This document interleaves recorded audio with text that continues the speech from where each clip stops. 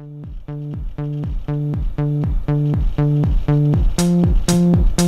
we go. One step at a time, don't be living on the line. I don't need a friend, I got more than on the mind. Sunshine in my brain, making everyone complain. Radio in the heart. Welcome to our little vloggy vlog. We're going to call it week 27. By the time you're watching this, it will be week 27, which for us is the last week of the quarter. Third quarter. Which is very exciting. Very exciting. Because then we only have 9 more weeks. 9 more weeks. I'm going to repeat everything you say. I've decided. For the duration of this Are vlog. you sure you want to do that? No. No. So in our companion vlog of Bree and Hannah, they talked about tanning and Twitter, the two T's, the two big T's going around Bellevue West right now. And we know a lot about tanning, obviously, as you can see. So, I actually know a little something about tanning. What? Because I went tanning for a period of time in my life. Did you know it causes cancer? I did. I do, and I did. I went tanning before my best friend's wedding.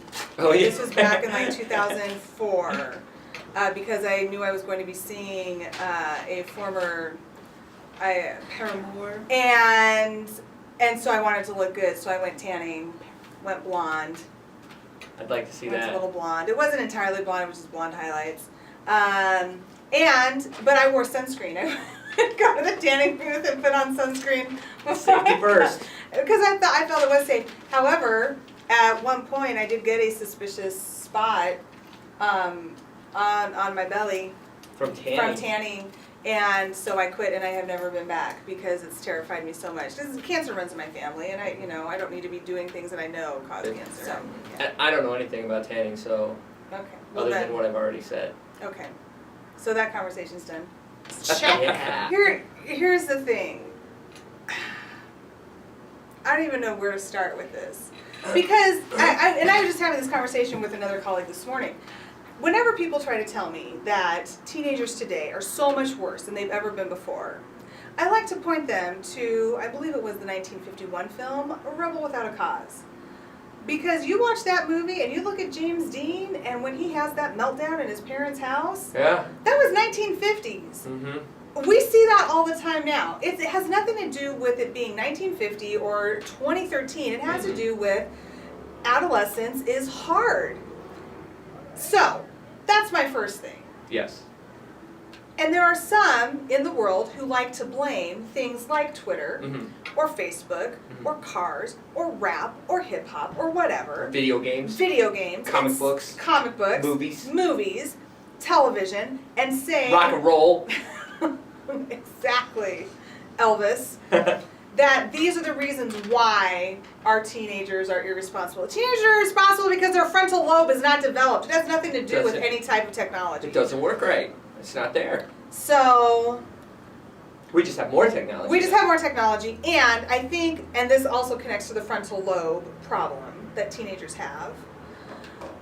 Twitter is so much, and Facebook, they are both so much more public. Mm-hmm. When I wanted to get in a fight when I was in high school, catty girl fight, I did it with notes, right? I did it with little notes, and I would pass them to friends. Oh, yeah. Now, limited audience, right? Now, eventually, some of those notes got all the way around, and one got to my mother. Wah, wah. Yeah, sad trombone indeed. But for the most part, things were a lot more contained. And I think that's the difference, that we haven't really taught students how to deal with the extreme public nature of all these outlets. Well, a lot of adults don't even know how to deal with it right now. I mean, you see news reports every day about people getting fired for saying something stupid or doing something stupid online. I've told you about the FBI, haven't I? Yeah, and it's a problem, I think, that we're just having to figure out as we go. Yeah. And 10 years from now, I don't see it, unless social media evolves another step and we become even more connected, then I don't see how we couldn't possibly come to terms with it within the next 10 years or so. you Yeah. know? Where cyberbullying won't even be an issue. It'll be, I mean, it'll still be a problem, Right. but it won't be like people will know they're cyberbullying when they're cyberbullying. Like I don't think a lot of kids even know Yes. when they're doing it. I agree. No, Yeah. there's people get really, really brave and really, really stupid when there aren't any people around them. And nobody's around them when you're on a computer. Or even when they are in a class, but you're just like this, Yeah. and who knows what you're doing on the phone, Mhm. and so you can't even be surrounded by people, but because you feel so disconnected physically from whatever you're doing on the phone. Does that make sense? I mean, this is Mhm. all very Esoteric. Sherry Turkle. Do you know Sherry Turkle? Uh, Brilliant.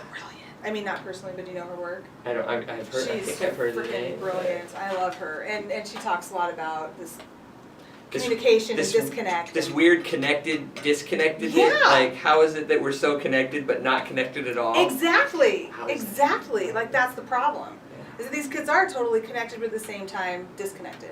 Like, they can talk to everybody, but they can't develop empathy for anybody. Yep. And that's not just kids, though. I mean, No. it's the same for adults, and that Yeah. is Twitter. That's Twitter. So tanning and Twitter. Is there anything else we want to say? Let's see, third quarter, tanning, Twitter. We're gonna start interviews for next year, Next year's staff will be posted in approximately 2 weeks if all Mhm. goes according to plan. which hopefully it will. But yes, we do have things to look forward to, and it's going to be an exciting end, and hopefully it will not be as exciting of an end as last year was. So, let's cross our fingers. Cross our fingers, knock on wood. Merry Crucifix. All right. Well, have a